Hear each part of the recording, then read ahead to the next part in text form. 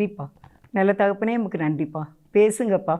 ஹல்லேலூயா. மே துதிக்கிறேன், மே ஸ்தோத்திரிக்கிறேன் ராஜா. ஆண்டவரே, இந்த செய்தியை கேட்கின்ற ஒவ்வொருவருக்கும் இதயமும் நல்ல நிலத்தில் விழுந்த விதையாக 100ஆக பலன் கொடுத்து ஆண்டவரே உம்முடைய ஆசீர்வாதத்தை தம்முடைய பிள்ளைகள் நிறைவாக பெற்றுக்கொள்ள நீங்கள் உதவி செய்ய வேண்டும் என்று ஜெபிக்கிறேன். அடிமையை தாழ்த்தி ஒப்பு கொடுக்கிறேன். கர்த்தாவே, நீர் பேசுங்கப்பா. ஒவ்வொருவரையும் ஆற்றுங்க, தேற்றுங்கப்பா. ஆண்டவரையை தைரியப்படுத்துங்கப்பா. நான் இருக்க மகளே, உனக்கு நான் இருக்க மகனே, நான் உன்னை பாதுகாப்பேன், நான் உனக்கு பக்கத்திலே இருக்கிறேன் என்று ஏசப்பா நீங்கள் சொல்லிக்கிட்டே இருக்கீங்கப்பா. மக்கள் அதை ஏற்றுக்கொண்டு பயனடைந்து ஒரு நல்ல ஒரு நிம்மதியான மனம் நிறைந்த ஒரு வாழ்க்கை வாழ அவர்களுடைய குறைவுகளை நீர் நிறைவாக்க வேண்டுமென்று நான் மன்றாடுகின்றேன் அப்பா. மன்றாடி ஜெபிக்கிறேன் அப்பா. அவங்க வீட்டுக்குள்ளே மன மகிழ்ச்சியும் ஆடலும் பாடலும் துதியும் ஸ்தோத்திரமும் இப்பொழுதே உண்டாகட்டுப்பா. ஸ்பாட் இம்மீடியட்லி இந்நேரத்திலும் உடைய பிள்ளைகளை ஆசீர்வதியும் அப்பா. ஆசீர்வதிங்க தகப்பனே ராஜா. உமக்கே ஸ்தோத்திர ராஜா. எங்களை நினச்சிக்கோங்கப்பா, எங்களை நினச்சிக்கோங்க. நாங்கள் உங்களுடைய பிள்ளைங்கப்பா, உங்களுடைய வாரிசுப்பா. நாங்கள் உங்கள் வாரிசு. உங்களுடைய எல்லா ஆசீர்வாதங்களுக்கும் நாங்கள் உரிமைப்பட்டவர்கள். உங்கள் இரத்தத்தினால நீர் எங்களை கழுவிருக்கிறதுனால உங்களுடைய சகல ஆசீர்வாதங்களுக்கும் நாங்கள் பாத்தியப்பட்டவங்கப்பா, பங்காளிகள் அப்பா. உங்கள் இரத்தத்துக்கு நாங்கள் பங்காளிகள்ப்பா. உங்கள் உயிர்த்தெழுதலுக்கு நாங்கள் பங்காளிகள் அப்பா. உங்களுடைய அளவுக்கு அதிகமான ஆசீர்வாதங்களுக்கும் உங்களுடைய பரலோக ராஜ்யத்துக்கும் நாங்கள் உடன் சுதந்திரர், நாங்கள் பங்காளிகள் ராஜா. ஸ்தோத் ராஜா. அந்த கிருபையை தந்ததுக்கு நன்றி ராஜா. இப்பொழுதே நிமிஷத்திலே உங்களுடைய கிருபை உங்களுடைய பிள்ளைகள் ஒவ்வொருவர் மேலும் அருள் மாறி பொழியிட்டப்பா. சமாதானத்தை நிம்மதியை வீட்டுக்குள்ளே தாங்கப்பா. பாதுகாத்துக்கிடுங்கப்பா. கோபம் வரையே கூடாதுப்பா. யாருமே கோபமே படக்கூடாதுப்பா. சிறுவரோ பெரியவங்களோ டென்ஷன் ஆகக்கூடாதுப்பா. டென்ஷன் ஆகாமல் பொறுமையோடும் சாந்தத்தோடும் இருக்க நீங்கள் உதவி செய்யுங்கப்பா. கோபம் வந்துடுதுப்பா. சின்ன பிள்ளைங்களுக்கும் கோபம் வருது, பெரியவங்களுக்கும் கோபம் வருது, முதியோருக்கும் கோபம் வருதுப்பா. அப்படி வராமல் டென்ஷன் ஆகாமல் நல்ல சாந்தத்தோடும் அமைதியோடும் வாழ்ந்து நாங்கள் உமக்கு நல்ல பிள்ளைங்க, கனி கொடுக்குற பிள்ளைங்க அப்படின்னு நீங்கள் எங்களை பார்த்து சொல்கிற மாதிரி எங்களுக்கு நீங்கள் உதவி செய்யுங்கப்பா. தானியலை பார்த்து சொன்னீங்களப்பா, நீ மிகவும் பிரியமானவன், அப்படி நாங்கள் இருக்கணும்ப்பா. யோசிப்பு சொன்னீங்களப்பா, நீ கனிதரும் திராட்சை கொடின்னு சொன்னீங்களே ராஜா. யோவானை உங்கள் நெஞ்சிலே கடத்திட்டீங்களே ராஜா. நாங்களும் அப்படி உங்களோட நல்ல டச்சிங்காக இருக்க ஆசைப்படுறோம் ராஜா. அதனால் இந்த கோபம், எரிச்சல், டென்ஷனு ஆண்டவர் இதெல்லாம் எங்களுக்கு வரவே கூடாதுப்பா. நாங்கள் நல்ல பிள்ளைங்களா இருக்க உதவி செய்யுங்கப்பா. ஸ்தோத்திரப்பா. ஆசீர்வதிங்க ராஜா. நன்றிப்பா. பேசுங்க. இயேசுவி நாமத்தில் நல்ல பிதாவே. ஆமேன், ஆமேன். கர்த்தருக்கு ஸ்தோத்திரம். தேவன் நம்மை ஆசீர்வதிப்பார். இந்த நேரத்தில் உங்களுக்கு தலைப்பாக அவர் பிரசன்னத்தை விரும்பும் அப்படின்னு சொல்லி நான் தலைப்பு கொடுத்து இந்த செய்தியை கொடுக்குறேன். அவருடைய பிரசன்னத்தை நம்ம யாவரும் நினைக்க வேண்டும். அது பிரசன்னம்னா என்ன அப்படின்னா, ஆண்டவருடைய சமூகம், அவருடைய சமூகத்தை நம்ம விரும்ப வேண்டும் என்று இதில் வேதத்திலே நம்ம பார்க்கின்றோம். 2 தீமோத்தேயு 4வது அதிகாரம் 8வது வசனம். இது முதல் நீதியின் கிரீடம் எனக்காக வைக்கப்பட்டு இருக்கிறது. நீதியுள்ள நியாயாதிபதியாகிய கர்த்தர் அந்நாளிலே அதை எனக்கு தந்தருளுவார். எனக்கு மாத்திரமல்ல, அவர் பிரசன்னமாகுதலை விரும்பும் யாவருக்கும் அதை தந்தருளுவார். அல்லேலூயா. அவருடைய பிரசன்னமாகுதலை விரும்பும் யாவருக்கும் கர்த்தர் நீதியின் கிரீடத்தை தருவார் என்று வேதம் சொல்கிறது. நீதியுள்ள நியாயாதிபதி நம்முடைய ஆண்டவர். அப்போ நம்ம என்ன செய்யணும் அப்படின்னா, ஆண்டவருடைய பிரசன்னத்தை நம்ம விரும்ப வேண்டும். பிரசன்னம்னா ஆண்டவருடைய சமூகம், அவருடைய முகம் நமக்கு முன்பாக இருக்க வேண்டும் என்று நாம் விரும்ப வேண்டும். அப்படி யாரெல்லாம் விரும்புகிறீங்களோ அவருடைய முக தரிசனத்தை, அவருடைய டச்சிங்கை, இயேசுவானவருடைய க்ளோரி மகிமை, அதை யார் விரும்புகிறீங்களோ அவங்களுக்கு எல்லாமே அவர் அந்த நீதியின் கிரீடத்தை தருவார் என்று சொல்லி எழுதப்பட்டிருக்கிறது. நான் உங்களுக்கு உதாரணமாக யாத்திராகமம் 33வது அதிகாரம் 13வது வசனத்தில் உங்களுக்கு ஒரு செய்தியை நான் சொல்கிறேன். யாத்திராகமம் 33:13. உம்முடைய கண்களில் இப்பொழுது எனக்கு கிருபை கிடைத்ததானால் நான் உம்மை அறிவதற்கும் உம்முடைய கண்களில் எனக்கு கிருபை கிடைப்பதற்கும் உம்முடைய வழியை எனக்கு அறிவியும்.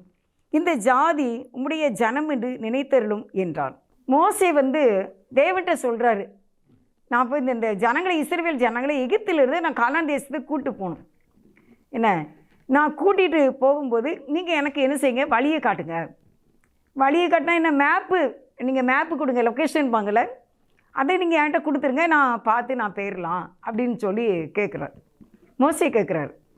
அதுக்கு ஆண்டவர் என்ன சொல்கிறாங்க அப்படின்னா, யாத்திராகமம் 33:14, அதற்கு அவர், என் சமூகம் உனக்கு முன்பாக செல்லும், நான் உனக்கு இளைப்பாறுதல் தருவேன். அப்போது இயேசுவா என்ன சொல்கிறாங்க அப்படின்னா, என் சமூகம் உனக்கு முன்னால் போ, என்னுடைய அந்த நடத்துதல், நான் போய்கிட்டே இருப்பேன், அந்த வழி உனக்கு நான் என்ன செய்வேன், காட்டுவேன். நீ என்ன செய்யணும், அப்படியே அந்த ப்ரெசன்ஸ்லேயே நீ என்ன செய்ய, நீ வா, என் சமூகம் உனக்கு என்ன செய்யும், இருக்கும் அப்படின்னு சொல்லி தான் இந்த வசனம் சொல்லுது. அருமையானவர்களே, என் சமூகம் உனக்கு முன்பாக செல்லும், நான் உனக்கு இளைப்பாறுதல் தருவேன். நீ வழியை கேட்குற, நீ மேப்பு கேட்குற, லொக்கேஷன் கேட்குற, ஆனால் ஆண்டவர் சொல்கிறாரு, என் சமூகம், என்னுடைய ப்ரெசன்ஸ் உனக்கு முன்னால் இருக்கும் அப்படின்னு சொல்கிறார். அப்போ நம்மளும் இந்த நாளில், ஆண்டவரே உம்முடைய அந்த சமூகம், உம்முடைய ப்ரெசன்ஸ் எனக்கு என்ன செய்யணும், வேணும், உடைய தொடுதல், டச்சிங் எனக்கு வேணும். இன்னொரு வசனம் பாருங்கள், அந்த யாத்திரை 33:15, அப்பொழுது அவன் அவரை நோக்கி, உம்முடைய சமூகம் என்னோட கூட செல்லாமல் போனால் எங்களை இவ்விடத்தில் இருந்து கொண்டு போகாதிரும். ஒரு சூப்பரான வசனம், சூப்பரான ஜெபம், வல்லமையான ஒரு ஜெபம், ஆண்டவரை தன்னுடைய பக்கம் இழுக்கக்கூடிய ஒரு ஜெபம். கம்பல்சரி நீங்கள் எங்கள் கூட இருந்து நீங்கள் வந்தால் வேணா தான் நான் போவேன். நீர் எங்களை இவ்விடத்தில் இருந்து, யாத்திராகமம் 33வது அதிகாரம் 15, அப்பொழுது அவன் அவரை நோக்கி, உம்முடைய சமூகம் என்னோடு கூட செல்லாமல் போனால் எங்களை இவ்விடத்தில் இருந்து கொண்டு போகாதீரும். அப்போது உங்களுடைய ப்ரெசன்ஸு எங்கள் கூட இருந்தால் தான் இந்த இடத்த விட்டு நாங்கள் போகணும், இல்லைன்னா எங்களை நீங்கள் கொண்டு போக வேண்டாம். என்ன, கொண்டு போக வேண்டாம். உங்களுடைய அந்த சமூகம், அந்த ப்ரெசன்ஸ், அந்த க்ளோரி, அது எங்களோடு இருந்துச்சுன்னா நீங்கள் கொண்டு போங்க, இல்லாட்டா கொண்டு போக வேண்டாம். எப்படியான ஒரு உறவு மோசேக்கும் தேவனுக்கு இருந்துச்சுன்னா இப்படி ஒரு ஜெபம் செய்ய தைரியம் கிடச்சிருக்கும். நம்ம இன்றைக்கி ஜெபம் பண்ணுறோம். இப்படிப்பட்ட ஒரு தைரியமான தேவனோட ஐக்கியத்தினுடைய ஒரு உறவை நான் பெற்றுக்கொள்ள வேண்டும். அந்த இதை தான் உங்களுக்கு நான் சொல்ல வந்திருக்கேன். இன்னும் தொடர்ந்து நம்ம பார்க்கலாம். யாத்திரை 33 அதிகாரம் 18வது வசனத்தை வாசிக்கிறேன். அப்பொழுது அவன், உம்முடைய மகிமையை எனக்கு காண்பித்தருளும் என்றான். ஆண்டவர் என்ன சொல்கிறாங்க அப்படின்னா, அதுக்கு முந்தின வசனத்துலலாம் நீங்கள் பார்த்தீங்கன்னா, நீங்கள் எங்கள் கூட வந்தால் தான் எங்களுக்கு மேன்மை, நீர் எங்களோடு வருவதினால் அல்லவா, நீர் எங்களோடு இருப்பதினால் அல்லவா, என்ன நீங்கள் சொன்ன வார்த்தையின்படி நீங்கள் செய்வீங்களே, நீங்கள் சொன்ன வார்த்தையின்படி நான் செய்வேன், என் கண்களில் உனக்கு கிருபை கிடைத்தது, உன்னை பெயர் சொல்லிலாம் அழைச்சிருக்கேன் அப்படின்லாம் நீங்கள் சொன்னீங்களப்பா அப்படின்னுலாம் மோசே நல்ல தைரியமாக ஆண்டுகிட்ட பேசுகிறாங்க. ஏன்னா அவர்கிட்ட உள்ளத்தில் எந்த பாவமும் இல்லை. தேவனுடைய சமூக பிரசன்ஸையே விரும்பக்கூடிய ஒரு மனிதனாக, உண்மையுள்ள ஒரு மனிதனாக இந்த மோசே காணப்பட்டார். அதனால தான் அவர் அப்படி தைரியமாக சொல்கிறார். உங்களுடைய மகிமையை திருப்பி கேட்குறாரு, உங்களுடைய மகிமை எனக்கு காண்பித்தருளும். இது என்னெல்லாம வாக்கு கொடுத்துருக்கீங்களா, எங்களுக்கு எவ்வளோ வாக்கு நீங்கள் கொடுத்துருக்கீங்க, அப்போ நீங்கள் உங்கள் மகிமை எனக்கு காட்டுங்க, உங்கள் க்ளோரியை நான் பார்க்கணும்லா. என்ன அருமையானவர்கள், இன்றைக்கு உங்களுடைய வாழ்க்கையில் நம்ம நிறைய காரியங்களை சந்திக்கிறோம். எல்லாவற்றிலும் நமக்கு உண்மை இருக்க வேண்டும். தேவன் கண்டிப்பாக நமக்கு அற்புதங்களை செய்வார். அவர் பொய் சொல்ல மனிதன் அல்ல, மனமாற மனுப்புத்திரனும் அல்ல. அவர் சொன்னதை நமக்கு கண்டிப்பாக செய்வார். அப்போ இந்த 18வது வசனத்தில் என்ன சொல்லியிருக்கு அப்படின்னா, அப்பொழுது அவன், உம்முடைய மகிமையை எனக்கு காண்பித்தரலும். இப்போ உங்கள் க்ளோரியை கொஞ்சம் எனக்கு காட்டிடுங்கப்பா, உங்களுடைய அந்த ப்ரெசன்ஸை கொஞ்சம் எனக்கு காட்டிடுங்களப்பா. ஏன்னா எப்படி ஒரு தாழ்மையான ஒரு ஜெபத்தை இவர் ஏறெடுத்துப்பார்னு நான் நினச்சி பார்த்தேன். நான் உங்களுக்கு 30 நிமிடத்தில் கொடுக்குற இந்த செய்தியை நான் 3-4 மணி நேரம் அவருடைய சமூகத்தில் இருக்கணும் பார்த்துக்கோங்க. அரசியல்னால் நம்ம பேசிடலாம் நல்லா. நான் எங்கள் அம்மா வீட்டில் வந்து வாலி பிள்ளையாக இருக்கும்போது நான் நல்லா அரசியல் பேசுவேன். எத்தனை பேர் இருந்தாலும் சரி, அவங்க எந்த கட்சியை சேர்ந்தவங்களாக இருந்தாலும் சரி, எங்கள் ஃபேமிலி நாங்கள் எந்த கட்சியில் இருக்கோமோ அந்த கட்சியை நான் எவ்வளவு அடித்து பேசணுமோ அந்தளவுக்கு நான் பேசிடுவேன் அரசியலை பற்றி. ஆனால் தேவனுடைய வார்த்தையை நம்ம அப்படி சொல்ல முடியாது. அப்போ நான் தேவன் சொல்கிறது தான் உங்களுக்கு நான் சொல்ல முடியும். அவர் எனக்குள்ளே எழுதுறதை நான் வாசித்து தான் உங்களுக்கு நான் சொல்ல முடியும் பார்த்துக்கோங்க. அதனால் இந்த வார்த்தையை நான் அனுபவிக்கும் போது எனக்கு இந்த வசனத்திலிருந்து எந்திக்கவே முடியலை. யாத்திராகம் 33 அதிகாரம் அந்த 18 உங்களுடைய மகிமையை எனக்கு காண்பித்தருளும், உங்களுடைய அந்த ரியல் உங்களுடைய ரியலை எனக்கு காட்டுங்க. என்ன, நான் ஜெராக்ஸ் எல்லாம் பார்க்கலப்பா, ரியலை எனக்கு காட்டுங்கப்பா அப்படின்னு சொல்லி மோசை கேட்கக்கூடிய அளவுக்கு ஒரு தைரியமாக இருந்தார். நம்மளும் இன்றைக்கி அப்படி தான் கேட்கணும். ஆண்டவரே, உங்களுடைய அந்த மகிமை எனக்கு காட்டுங்க, உங்களுடைய ப்ரெசன்ஸை வந்து நான் என்ன செய்யணும், அனுபவிக்கணும், நான் உணரணும். எவ்வளோ பரிசுத்தவான்கள்லாம் அனுபவிச்சிருக்காங்க தெரியுமா? நான் நிறைய ஆவிக்குரிய புக்கெல்லாம் படிக்கும்போதெல்லாம் நான் அதெல்லாம் பார்த்துருக்கேன். அப்படியே கர்த்தர் வந்து கதவை தட்டி அவங்களோடு வந்து பேசியிருக்கார். ரொம்ப தெளிவாக ஆண்டவருடைய வார்த்தையை அவர்கள் இருதயத்திலே அனுபவித்த அநேக பரிசுத்தவான்கள் இருந்திருக்கிறார்கள், இப்பொழுது இருக்கிறார்கள். அதனால் அருமையானவர்களே, இந்த நாளில் ஏனோ தானேன்ற ஒரு ஜெபம் இல்லை, கிறிஸ்துவோடு ஐக்கியப்பட்ட ஒரு ஜெபம் நமக்கு காணப்பட வேண்டும். உங்களுடைய மகிமையை எனக்கு காண்பித்தரணும், உங்களுடைய முகத்தை எனக்கு காட்டுங்க, உங்கள் ரியலை நான் கொஞ்சம் பார்க்கணும் அப்படின்னு கேட்குறாரு, ஆசைப்படுகிறாரு அப்படின்னு எழுதியிருக்கேன் நான். அவருடைய அந்த டச்சிங்கில் நான் வாழணும், உங்களுடைய முகத்தினுடைய அந்த ப்ரெசன்ஸில் என்ன அந்த ஒரு மகிமையில் அந்த ஒளி பிரகாசத்தில் நான் வாழணும் அப்படிங்கிற மாதிரி இவர் கேட்டிருக்கார். இதுக்கு நான் இன்னொரு வசனம், நம்ம எப்படி இருக்கணும் எப்படி இருக்கக்கூடாது அப்படிங்கிறத 1 கொரிந்தியர் 9வது அதிகாரம் 24வது வசனம். பந்தயசாலையிலே ஓடுகிறவர்கள் எல்லாரும் ஓடுவார்கள், ஆயிலும் ஒருவனே பந்தயத்தை பெறுவான் என்று அறியீர்களா? நீங்கள் பெற்றுக்கொள்ளத்தக்கதாக ஓடுங்கள். பந்தயத்திற்கு போராடுகிற யாவரும் எல்லாவற்றிலேயும் இச்சையடக்கமாய் இருப்பார்கள். அவர்கள் அழிவுள்ள கிரீடத்தை பெறும்படிக்கு அப்படி செய்கிறார்கள், நாமோ அழிவில்லாத கிரீடத்தை பெறும்படிக்கு அப்படி செய்கிறோம். 26. ஆதலால் நான் நிச்சயமில்லாதவனாக ஓடேன், ஆகாயத்தை அடிக்கிறவனாக சிலம்பம் பண்ணேன். இதில் இவர் என்ன சொல்கிறார் அப்படின்னா, பந்தயசாலையிலே எல்லாருமே ஓடுவாங்க, போட்டி. அது குதிரை பந்தயமாக இருக்கலாம், இல்லை இப்போ கிரிக்கெட் விளையாடுறாங்க, இவ்வளோ விளையாட்டுகள் இருக்குது. எல்லாவற்றிலையுமே எல்லாரும் விளையாண்டாலும் ஒருவனே பெறுவான், நீ பெற்றுக்கொள்ளத்தக்கதாக ஓடி என்று தீமோத்தேயுக்கு எழுதியிருக்காரு பவுல அடிகளார். அதுக்கு அவர் என்ன ஒரு உதாரணமாக சொல்லியிருக்காருன்னு 26வது வசனம் 1 கொரிந்தியர் 9:26. ஆதலால் நான் நிச்சயம் இல்லாதவனாக ஓடேன், ஆகாயத்தை அடிக்கிறவனாக சிலம்ப பண்ணேன். இப்போ சிலம்ப விளையாட்டு விளையாடுவாங்க, 2 பேர் 3 பேர் 5 பேர் விளையாடுவாங்க. ஆனால் அப்படிப்பட்டவங்களோடு நான் அடிக்காமல் நான் வெறும் ஆகாயத்தை மட்டும் நான் அடித்தேன்னா நான் நிச்சயம் இல்லாதவனாக ஓடிக்கொண்டு இருக்கின்றேன். டச்சிங்லாம் நான் ஒரு நபரோடையாவது அந்த சிலம்ப விளையாட்டு 2 பேர் விளையாண்டால் தான் அந்த சிலம்ப விளையாட்டு. அப்படியாக டச்சிங்கோடு வாழ வேண்டும், தேவனோடு நம்ம ஒன்றித்து வாழ வேண்டும், சாத்தானை தோற்கடிக்க வேண்டும். சும்மா ஆகாயத்தில் மட்டும் அடிக்கிறதுனால வெற்றி என்பது இல்லை. அது ஒன்றுமே இல்லை, ரெக்கார்டே ஆகலைன்னு தானே அர்த்தம். என்ன, நீங்கள் எவ்வளோ நேரம் தான் நீங்கள் ஆகாயத்தில் உங்கள் சிலம்பத்தை வச்சு அந்த கம்பை வச்சு நீங்கள் சிலம்பு பண்ணாலும், ஒரு கோலை வச்சு நீங்கள் அடித்தாலும், அது என்ன தான் ஷூட்டிங் எடுத்தாலும் ஆனால் ரெக்கார்ட் ஆகாது. ஏன் தெரியுமா? இன்னும் ஒரு ஆள் உங்களுக்கு இல்லைங்க போட்டிக்கு. அப்படி அடித்தா தானே யார் வெற்றி யார் தோல்வி என்பது தெரியும். அதே போல் இந்த கிறிஸ்துவ வாழ்க்கையில் ஆகாயத்தில் சிலமடிக்கிறதான ஒரு வாழ்க்கை இல்லை. கிறிஸ்துவோடு கூட நெருங்கின உறவு, சாத்தானை அடித்து வீழ்த்தி இயேசுவுக்கு பின் சென்ற போர் வீரனாக நம்மளுடைய பிரசன்னத்தை வாஞ்சிக்க வேண்டும். அந்த பிரசன்னத்தில் தான் இந்த மாதிரி ஒரு அனுபவத்தை நம்ம அடைய முடியும். சாத்தானை நம்ம அடித்து கோல் போட வேண்டும் என்று ஆண்டவர் விரும்புகின்றார். இப்போ நாய் கடிச்சிட்டுன்னு வச்சுக்கோங்க, நாய் கடித்த அன்னைக்கு 24 மணி நேரத்துக்குள்ளே ஊசி போட்டுறணும். முக்கியமாக ஜிஹெச்சில் அந்த 24 மணி நேரத்துக்குள்ளே இந்த ஊசியை கண்டிப்பாக போட்டுறணும். இல்லாட்டா உடனே எங்கேயாவது எமர்ஜென்சியாக ஒரு ஊசி சொல்லுவாங்க ப்ரைவேட்டில், அது போட்டுறணும். அதுக்கு பிறகு ஜிஹெச்சில் தான் அதுக்குரிய சரியான மெடிசன் இருக்குது. அப்போ அந்த மெடிசன், அந்த ஊசி அங்கே நம்ம போட்ட பிறகு அவங்க தொடர்ந்து 4 நாள் அப்படி முன்னாலெல்லாம் நிறையா ஊசி நிறைய நாள் உண்டு, இப்போல்லாம் 4 நாள் தான் சொல்கிறாங்க. அந்த 4 நாளைக்கு அவங்க டேட் எழுதி தந்திருப்பாங்க, இத்தனை நாளைக்கு ஒரு நேரம் இந்த ஊசியை போடணும் அப்படின்னு.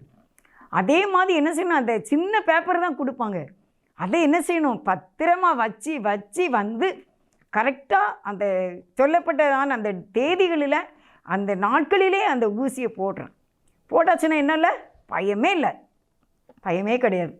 எப்படி தான் அந்த நாய் கடித்து இரத்த கலனியே ஆகட்டுமே, கந்தரை ஆகட்டுமே, ஆனாலும் இந்த ஒழுங்கான ஊசி முறையை போட்டால் அது ஒன்றுமே செய்யாது. அப்படி போல தான் நம்முடைய வாழ்க்கையில் நமக்கு விரோதமான செயல்பாடுகளை வேத வசனங்களை கொண்டு நாம் அதை எதிர்த்து ஜெயிக்க வேண்டும். கர்த்தருடைய வார்த்தையை விசுவாசிக்க வேண்டும். அவரை நம்ம என்ன செய்யணும், நம்பி நம்ம வாழ வேண்டும். அப்படி இருக்கும்போது கர்த்தர் நமக்கு உதவி செய்வார். அவருடைய அந்த பிரசன்ஸ் தான் நம்மளை நீதியின் பாதையில் நடத்தும். அருமையானவர்களே, இந்த நாளில் நீங்கள் இயேசுவோடு கூட ஒரு டச்சிங்கான வாழ்க்கையை வாழ வேண்டும் என்று உங்களுக்கு நான் அறிவித்து கொண்டு இருக்கின்றேன். ஏதோ நம்ம ஆண்டவரை ஏற்றுக்கொண்டோம், அப்படியே ஒரு சாதாரணமாக ஆலயத்துக்கு போகிறோம், ஜெபம் பண்ணுறோம், வர்றோம் அப்படிங்கிற ஒரு வாழ்க்கை அகத்தில் சிலமடிக்கிற வாழ்க்கை தான். தேவன் என்னோடு பேசினார், என்னை அவர் நடத்தினார், காரிருள் போன்ற ஒரு கஷ்டம் எனக்கு வந்துச்சு, இது எப்படி ஆகும் அப்படிங்கிற ஒரு சிச்சுவேஷனில் நான் காணப்பட்டேன்.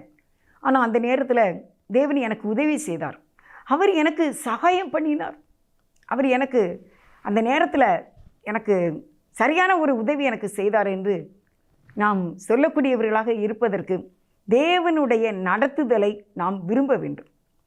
அந்த நடத்துதலுக்கும் நம்ம என்ன செய்யணுமோ, ஆசைப்படணும். சங்கீதம் 27ல் நான் உங்களுக்கு ஒரு வசனம் வாசிக்கிறேன். 27:8-9 வாசிக்கிறேன். என் முகத்தை தேடுங்கள் என்று சொன்னீரே, உம்முடைய முகத்தையே தேடுவேன் கர்த்தாவே என்று என் இருதயம் உம்மிடத்தில் சொல்லிற்று. 9, உமது முகத்தை எனக்கு மறையாதேயும், நீர் கோபத்துடன் உமது அடியேனை விலக்கி போடாதேயும், நீரே எனக்கு சகாயர், என் ரட்சிப்பின் தேவனே, என்னை நெகிழ விடாமலும் என்னை கைவிடாமலும் இரும். அல்லேலூயா. காரியம் சக்சஸ் ஆகும். அதிகமான அலைச்சல் இல்லாதபடிக்கு தேவன் நமக்கு வெற்றியை தர வேண்டும். அதிகமான மனவேதனை இல்லாத ஒரு ஜெயமான ஒரு வாழ்க்கையை தேவன் நமக்கு தர வேண்டும் என்றால் அவருடைய பிரசன்ஸ் தான். அவருடைய பிரசன்ஸோட, அவருடைய முக தரிசனத்தோட நம்ம ஐக்கியப்பட்டு வாழும்போது அந்த ஆசீர்வாதத்தை தேவன் நமக்கு தருகின்றார். இந்த 27ஆம் சங்கீதம் 8வது வசனத்தை நீங்கள் கேட்டீங்களா, என் முகத்தை தேடுங்கள் என்று சொன்னீரே, உம்முடைய முகத்தை தேடுவேன் என்று என் இருதயம் உம்மிடத்தில் சொல்லிட்டு, வாய் சொல்லலையாம், இருதயம் சொல்லிட்டான். அருமையான ஒரு தாவீது ராஜாவுடைய சங்கீதம். என் முகத்தை தேடுவேன் என்று சொன்னீரே, உம்முடைய முகத்தையே தேடுவேன். பெரிய அரண்மனையில் இருந்தார்ல, பெரிய பேலஸில் எத்தனை விதமான அறைகள் அங்கே இருந்திருக்கும், எத்தனை விதமான டெக்கரேஷன் இருந்திருக்கும், அப்படியே தொங்கல்கள் நிறைந்த வாசல்கள் அங்கே இருந்திருக்கும், மணிகள் கட்டின டெக்கரேஷன் அங்கே இருந்திருக்கும், இவ்வளவு தங்கமும் வெள்ளியும் பொண்ணுமான நிறைந்த ஆடைகள், அவருடைய ஆடை இருந்திருக்கும், அவருடைய கிரீடங்கள் எப்படி இருந்திருக்கும். ஆனால் அந்த தாவீது ராஜா என்ன சொல்கிறார் அப்படின்னா, உம்முடைய முகத்தையே தேடுவேன்னு நீங்கள் சொன்னீங்களாப்பா, அதனால் உங்கள் முகத்தையே தேடுவேனப்பா. அவருடைய முகத்தையே நம்ம தேடும்போது வாழ்க்கை நீட்டாக போகும். அருமையானவர்களே, எந்த பிரச்சனையும் உங்களுக்கு நிரந்தரமாக இருக்காது. டிராஃபிக் ஜாம் ஆகாது. டிராஃபிக் வரும், ஆனால் ஜாம் ஆகாது. கண்டிப்பாக பச்சை விளக்கு நமக்கு வந்துடும். போராட்டம் இன்றைக்கு நிலைத்து நிற்காது. இயேசு கிறிஸ்துவினுடைய பிரசன்ஸில் ஒருவேளை இன்றைக்கு நீங்கள் தோல்வி அடைந்திருக்கிறீர்களோ, இதை ஜெயமாக மாற்ற இயேசு நமக்கு உதவி செய்வார். அதுக்கு தான் ஒரு பிரதான ஆசாரியனாக பிதாவின் இடத்துல இருக்கின்றார். தேவாலயத்தின் திரைச்சீலை 2ஆய் கிழிந்தது, அது நமக்கு உதவி செய்வதற்காக. இயேசு நமக்கு எதுக்கு இருக்கார்? ஹெல்ப் பண்ணுறதுக்கு இருக்கார். தன்னுடைய சீடர்களுக்கு கறி அடுப்பு ரெடி பண்ணி ஸ்பாட்டில் அதுக்கு மீன் பொறிச்சு எண்ணெய் எங்கேருந்து வந்துச்சுன்னு தெரியல, அப்போ சுட்டிருக்காரு. மாவு எங்கே இருந்துச்சு? கடற்கிற ஓரத்தில். ஏசப்பா வல்லமை உள்ளவர். உங்களுக்கு இன்றைக்கி அப்படி தான். கல்யாணத்துக்கு பணமே இல்லை நினைக்காதீங்க, மேலே படிப்புக்கு பணமே இல்லை நினைக்காதீங்க, வீடு கட்டுறதுக்கு பணமே இல்லை நினைக்காதீங்க. அவர் செய்வார். பலமுள்ளவனுக்காகிலும் பலமற்றவனுக்காகிலும் உதவி செய்கிறது ஆண்டவருக்கு லேசான காரியம். இது அவருக்கு அற்ப காரியம். காற்றும் இல்லை மழையும் இல்லை, ஆனாலும் வாய்க்கால் நிரம்பும். அப்படிப்பட்ட ஹெல்ப்பு எனக்கு ரொம்ப இப்போ ஆண்டவர் என்கிட்ட சொல்லிக்கிட்டு இருக்காதான். உங்களுக்கு உதவி செய்யும்படியே நான் இருக்கேன். இல்லாட்ட அந்த உலகத்தில் அவர் இவ்வளோ பாடுபட்டு இந்த சிலுவையில் தொங்க வேண்டிய அவசியம் கிடையாது. அப்படியே நொறுக்கி இயேசுவை என்ன அடித்து நொறுக்கி ஆக்கி விட்டுட்டாங்களே. நம்ம பிள்ளைக்கு காலில் ஏதோ இடிச்சிட்டுனா நம்ம ரத்தம் வந்துட்டோ நினைப்போம்ல. கை விரல் கதவுகிட்ட லேசாக நஞ்சிட்டு ரத்தம் வந்துட்டோ, ரத்தம் கட்டிட்டோ அப்படின்னு கேட்போம்ல. ஆனால் ஏசப்பா தன்னுடைய சரீரம் முழுவதுமே நொறுக்க கொடுத்தாங்கல்ல. ஆனால் அது எதுக்காக தெரியுமா? நம்மளுடைய பாவத்துக்காக தான். ஏற்றுக்கொண்டார். நம் பிணிகளை நோய்களை ஏற்றுக்கொண்டார். நம்முடைய தலைமுறை சாபங்களை அவர் ஏற்றுக்கொண்டார். நோய்களை ஏற்றுக்கொண்டார், வேதனைகளை ஏற்றுக்கொண்டார். நமக்காக அவர் இப்பவும் ஹெல்ப் பண்ணுறதுக்கு இருக்கார். ஏசாயா 41:10 இவ்வளோ தெளிவாக நமக்கு இருக்குது தெரியுமா? எவ்வளவு தெளிவு! நீ பயப்படாது, நான் உன்னுடனே இருக்கிறேன், திகையாதே, கலங்காதே, நான் உன் தேவன், நான் உனக்கு சகாயம் பண்ணுவேன், என் நீதியின் வலது கரத்தினால் உன்னை தாங்குவேன். ஆண்டவருடைய கையை நம்ம தாங்கும்போது அவர் கை நமக்கு ரொம்ப பக்கத்தில் இருக்கும்ல. நம்ம குழந்தை கையில் வச்சுருக்கோமே, குழந்தைக்கு நமக்கு எவ்வளவு டிஸ்டன்ஸாக இருக்குது இல்லைல்ல, நெருங்கிய ஒரு உறவு இருக்கலாம்.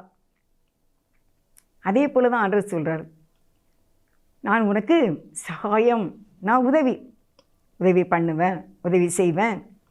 பிறகு என்ன? அவர்கிட்ட போய் விழுந்துட வேண்டியதானே, அவர்கிட்ட கெஞ்சி மண்டாடிட வேண்டியதானே. நம்ம செல்லு பார்த்துக்கிட்டே நேரத்தை போக்கிக்கிட்டு இருக்கோமே. என்ன ஷேர் செட்டு இப்படி பார்க்குறாங்க, காமெடி, என்ன யாரையாவது ஊழியக்காரங்களை குறைச்சி பேசிக்கிட்டே இருப்பாங்க யூடியூப்பில், அதே மேலும் மேலும் பார்க்குறாங்க. என்ன அப்படி யாரையாவது ஊழியக்காரங்களை குறைச்சி பேசிக்கிட்டு இருக்க வீடியோனா லட்சக்கணக்கில் மக்கள் அதை பார்த்துக்கிட்டே இருக்காங்க. அப்படியே ஒரு ட்ராமா வந்துச்சுன்னா அந்த ட்ராமாவே பார்க்குறாங்க, லட்சக்கணக்கில் பார்க்குறாங்க. தேவனுடைய வார்த்தையை விசுவாசித்து அவர் நம்மளும் வாழணும். அந்த ப்ரெசன்ஸு தான் நான் உங்களுக்கு இம்பார்ட்டன்ட், வெரி வெரி இம்பார்ட்டண்ட்டாக சொல்லிக்கிட்டு இருக்கேன். அதுதான் நம்ம கடைசி வரைக்கும் நிலைத்து நிற்கக்கூடியதுக்கு நமக்கு உண்டாகும். சத்தியத்துக்கு தூணும் ஆதாரமாக நிற்க வைக்கிறதுக்கு கர்த்தருடைய ப்ரெசன்ஸ் தான். அதான் தாவீது கேட்டார், உங்கள் முகத்தை எனக்கு காட்டுங்க, உங்கள் முகத்தையே நான் தேடுவேன்ப்பா. எப்படி இருக்குது பார்த்தீங்களா?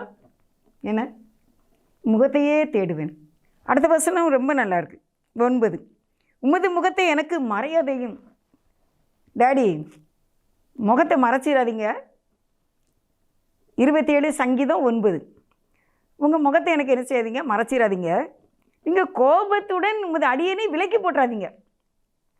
நான் ஏதோ தெரியாமல் நான் இப்படி பேசிட்டேன், சடார்னு எனக்கு ஒரு கோபம் வந்துட்டுப்பா, இன்னும் ஹார்டாக பேசிட்டேன்ப்பா, சாரிப்பா. அதுக்காக நீங்கள் உங்கள் முகத்தை மட்டும் எனக்கு என்ன செய்யறாதீங்க, விலக்கி போட்டுறாதீங்க, என்னை விலக்கி போட்டுறாதீங்கப்பா. அதெல்லாம் தாங்க முடியாது. என்ன ஒரு அருமையான ஒரு ஜெபத்தை சங்கீதம் 27:9 ஜெபத்தை பார்த்தீங்களா? நீர் எனக்கு சகாயர், நீங்கள் தான், வேற நான் யாரையும் நம்பலை, எந்த மனுஷனையும் நம்பலை, நீங்கள் தான் எனக்கு அப்படின்னு தெளிவாக சொல்கிறார். நீரை எனக்கு சகாயர். அவரால் முடியுங்க. எந்த சிச்சுவேஷன்லையும் நம்ம கை தூக்குறதுக்கு நம்ம நம்ப தான் செய்யணும். அண்ணன் உங்களை தான் நம்பியிருக்காண்டவரே, உங்களை தான் நம்பியிருக்கப்பா, நீங்கள் தான் எப்படி எனக்கு உதவி செய்யணும். சூழ்நிலை அது 1000 சொல்லும். Doctor report, MRI scan, CT scan, X-ray, எதுவும் என்னமோ சொல்லட்டும், உங்களுடைய வார்த்தை தான் எனக்கு மெயின். உங்களுடைய வார்த்தை சொல்கிறதான். உங்களுடைய வார்த்தை என்ன சொல்லுது? நீ ஆசீர்வதிக்கவே ஆசீர்வதித்து உன்னை பெருகவே பெருக பண்ணுவேன், ஏற்ற சமயத்தில் உனக்கு சகாயம் செய்வேன், என்ன உன் பிள்ளை தனியாக இருப்பது நல்லதல்ல என்று சொல்லி ஏற்ற துணையை உண்டாக்குவேன், உனக்கு நான் நிலையான வீட்டை கட்டுவேன், நீ மலடியாகிறாமல் பிள்ளை தாட்சியாய் இருப்பாய், உன்னை சந்தோஷத்தோடு குடியிருக்க பண்ணுவேன், என்ன உன்னை ஆசீர்வதிப்பேன், நீ கடன் வாங்க மாட்டாய், தேசத்திலே உன்னை பழுகவும் பெருகவும் பண்ணுவேன், கர்த்தர் உன்னை மேன்மையாக வைப்பார், நீ பாக்கியவான். இப்படிலாம் சொல்லியிருக்கீங்களாப்பா. அதனால் நீங்கள் எனக்கு சகாயம் பண்ணுங்க. நீங்கள் கோபத்தில் என்னை விலக்கி போட்டுறாதீங்க. நான் தப்பு பண்ணியிருக்கேன், என்னை மன்னிச்சுக்கோங்கப்பா, கெஞ்சி கேட்கப்பா. உங்கள் முகத்தினுடைய ப்ரெசன்ஸ் எனக்கு வேணும்ப்பா, நீங்கள் எனக்கு உதவி செய்யுங்கப்பா அப்படின்னு தாவீது சொல்கிறார். தேவனே, என் ரட்சிப்பின் தேவனே, என்னை நெகிழ விடாமலும் என்னை கைவிடாமலும் இரும் அப்படின்னு சொல்கிறார். என்னை நெகிழ விடாமலும் என்னை கைவிடாமலும் இருந்தேவனே. நாளிலே நம்ம அப்படி தான் ஜெபம் பண்ண போகிறோம். ஆண்டவரே, என்னை நெகிழ விட்டுறாதீங்கப்பா, என்னை கைவிட்டுறாதீங்கப்பா, உங்களுடைய ப்ரெசன்ஸ் எனக்கு வேணும்ப்பா, உங்கள் முகம், உங்களுடைய முகத்தினுடைய இந்த க்ளோரி அது எனக்கு கண்டிப்பாக எனக்கு வேணும்ப்பா, நீ எனக்கு உதவி செய்யுங்க ஆண்டவரே என்று ஆண்டவர் நோக்கி நம்ம கெஞ்சி கேட்போம். நீ பயப்படாது என்று சொன்னவர், சகாயம் பண்ணுவேன் என்று சொன்னவர் நமக்கு உதவி செய்வார். நம்முடைய காரியத்தை நம்ம நல்ல ஒழுங்கான ஒரு வாழ்க்கை நம்ம வாழ வேண்டும், இருக்கும்படி பார்த்து கொள்ள வேண்டும். தேவனும் நாமும் உறவாடி வாழக்கூடிய வாழ்க்கையில் நம்ம காணப்பட வேண்டும். அதை ஏசப்பா விரும்புகிறாங்க. ஏசப்பாவுக்கு நமக்கு கூட தான் இருக்குது ஆசை. நம்ம பிள்ளை எப்படி நம்ம கூட இருக்கணும்னு நினைக்கும், அதே போல் தேவனும் நம்மளை அவரோடு கூட வச்சுருக்கணும்னு ஆசையாக இருக்கார். உங்களை ஒருவருக்காக உங்கள் குடும்பத்தையே பாதுகாப்பார். ஒரு நோவாவுக்கு கிருபை கொடுத்து அந்த குடும்பம் முழுவதையுமே பாதுகாத்தார். அப்படி போல் உங்களுக்காக உங்களுடைய குடும்பம் முழுவதையும் பாதுகாப்பார். ஒவ்வொரு தனிப்பட்ட நபரையும் அவர் ரட்சிப்பார். உங்கள் ஜெபத்தை கேட்டு உங்களுடைய ஒவ்வொரு தனிப்பட்ட நபருக்கும் ரட்சிப்பை தந்து அந்த தனிப்பட்ட ஒவ்வொரு நபரையும் தேவன் ஆசீர்வதிப்பார். அதனால நம்மளும் ஆண்டவரே, உங்களுடைய முகத்தை எனக்கு மறையாதீங்க, நான் உங்கள் முகத்தையே தேடுவேன்ப்பா, உங்களுடைய ப்ரெசன்ஸு வேணும்ப்பா, உங்களுடைய கண்களிலே எனக்கு கிருபை வேண்டும்ப்பா, என்ன நீங்களே எனக்கு முன்னால் இருங்கப்பா, நீங்களே என்னை கைப்பிடிச்சு கூட்டிகிட்டு போங்கப்பா அப்படி சொல்லி நம்ம கேட்கும்போது அவர் தம்முடைய பிரசன்னத்தை நமக்கு தருவார். அதான் இந்த வசனத்தில் சொல்லியிருக்கு, அவருடைய பிரசன்னமாகுதலை விரும்பும் யாவருக்கும் அவர் அந்த நீதியின் கிரீடத்தை தருவார் என்று எழுதப்பட்டிருக்குது. நம்மளுடைய பிரசன்னத்தை விரும்புவோம். தலைப்பாக இந்த வார்த்தையை கொடுத்திருக்கின்றேன். அவருடைய பிரசன்னமாகுதலை விரும்பும், அவர் வெளிப்படுகிற அந்த மகிமையை விரும்பும் யாவருக்கும் அந்த நீதியின் கிரீடத்தை அந்நாளிலே அவர் தந்தருள்வார். நாமும் விரும்புவோம். ஆண்டவரே, நான் உடைய பிரசன்னத்தை நான் விரும்புகிறேன், நான் வாஞ்சிக்கிறேன், ஆசைப்படுகின்றேன், உடைய முகத்தையே தேடுவேன், நான் டச்சிங்காக இருக்கணும் உங்கள் கூட, நான் அப்படி விரும்புகிறேன் ஆண்டவரே என்று சொல்லி ஆவிக்குள்ளான ஒரு வாழ்க்கை வாழ ஆண்டவரிடத்தில் கேட்போம். உங்கள் பிரசன்னத்தில் சிறகில்லாமல் பறக்கிறேன், உங்கள் சமூகத்தில் குறைவில்லாமல் வாழ்கிறேன், உங்கள் பிரசன்னத்தில் சிறகில்லாமல் பறக்கிறேன், உங்கள் சமூகத்தில் குறைவில்லாமல் வாழ்கிறேன். என் தஞ்சமானீரே, என் கோட்டையானீரே, என் துருகமானீரே, என் நண்பரானீரே, என் தஞ்சமானீரே, என் கோட்டையானீரே, என் துருகமானீரே, என் நண்பரானீரே. உங்க பிரசன்னத்தில் சிறகில்லாமல் பறக்கிறேன், உங்க சமூகத்தில் குறைவில்லாமல் வாழ்கிறேன். உதவாத என்னையே உருவாக்கும் உறவே, குறைவான என்னையே நிறைவாக்கும் நிறைவே. உதவாத என்னையே உருவாக்கும் உறவே, குறைவான என்னையே நிறைவாக்கும் நிறைவே. உங்க பிரசன்னத்தில் சிறையில்லாமல் பறக்கிறேன், உங்க சமூகத்தில் குறைவில்லாமல் வாழ்கிறேன். உங்க பிரசன்னத்தில் சிறையில்லாமல் பறக்கிறேன், உங்க சமூகத்தில் குறைவில்லாமல் வாழ்கிறேன். உங்களை நேசிக்கிற எங்கள் நல்ல தகப்பனே உமக்கு ஸ்தோத்திரம். உம்முடைய பிரசன்னத்தில் நாங்கள் வாழ வேண்டும். உம்முடைய பிரசன்னமாகுதலை நாங்கள் விரும்ப எங்களுக்கு உதவி செய்தலும். உம்முடைய முகத்தையே நாங்கள் தேடுவோம். உம்முடைய கண்களில் எங்களுக்கு கிருபை வேண்டும். உம்முடைய கோபத்தில் எங்களை விலக்கி போடாதீங்கப்பா. எங்களையும் எங்களை சார்ந்த எங்களுடைய குடும்பம் முழுவதையும் பரிசுத்தப்படுத்தி எல்லா கவலைகளுக்கும் பாரங்களுக்கும் விடுதலை ஆக்குங்க. குடிக்கிற சகோதரர்களை ரட்சித்திருங்கப்பா. வியாதியில் கிடக்கிற மக்களுக்கு நல்ல சுகத்தையும் தீர்க்க ஆயுசையும் கொடுங்கப்பா. ஆஸ்பத்திரியை விட்டு சீக்கிரம் வீட்டுக்கு வர்றதுக்கு உதவி செய்யுங்க தகப்பனே. குழந்தை பாக்கியத்தை கட்டளையிடுங்க தகப்பனே. ஆண்டவரை படித்து கொண்டிருக்கிற பிள்ளைகளுக்கு வெற்றியுள்ள மதிப்பெண்களை கொடுத்து, வேலைக்கு காத்திருக்கிற பிள்ளைகளுக்கு வேலை வாய்ப்பை தந்து, ஏற்ற துணைக்காக திருமணத்துக்கு காத்திருக்கிற மக்களுக்கு ஏற்ற ஜோடியை தந்து, சமாதானம் இல்லாத குடும்பத்திலே சமாதானத்தை தந்து, ரட்சிப்பை தந்து, ஐயா ஸ்தோத்திரப்பா, கடனிலிருந்து விடுதலையை கொடுத்து, வீடு வாசலை கட்டளையிட்டு, உம்முடைய பிள்ளைங்க உம்முடைய ஆசீர்வாதத்தினால நிறைந்திருந்து ஆசீர்வதிக்க பரிபூரண நன்மையை கொடுக்க வேண்டும் என்று இயேசுவின் நாமத்தில் பிறந்தநாள் திருமண நாட்களை ஆசீர்வதிக்க வேண்டும் என்று எங்களை வழிநடத்த வேண்டும் என்று இயேசுவின் நாமத்தில் மிகுந்த மனத்தாழ்மையோடு வேண்டிக் கொள்கின்றேன். ஜீவனுள்ள நல்ல பிதாவே. ஆமேன். ஆமேன். God bless you.